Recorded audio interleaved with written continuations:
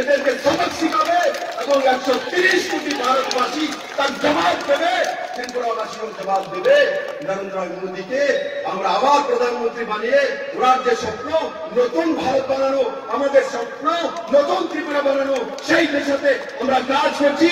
আর নরেন্দ্র ভাই মোদী আবার 2019-এ 130 কোটি ভারতবাসীর আশীর্বাদ নিয়ে এই মির্জাফরদেরকে ভারত থেকে তাড়িয়ে এক নয়া দিশা দেবে, আর এই ত্রিপুরা সরকারও নয়া দিশা দেবে। এই বিষয় বলে আমি আমার বিষয় সমাপ্ত করছি। এখানে বড় মাত্রায় যে আমাদের কার্যকর্তারা বিজেপি আইপিএফটির নেতৃত্ব এসেছেন, আমি সবাইকে অনেক অনেক ধন্যবাদ জানাই এই পবিত্র দিনে।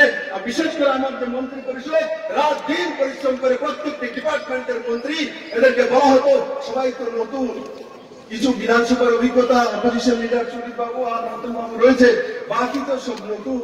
আমরা নতুন নই, আমরা ত্রিপুরার ভবিষ্যৎ তৈরি করার জন্য ত্রিপুরাবাসী পাঠিয়েছে। যারা পুরাতন ছিল, যারা এক্সপিরিয়েন্স ছিল, তাদের কাজ ছিল ত্রিপুরাকে বরবাদ করা।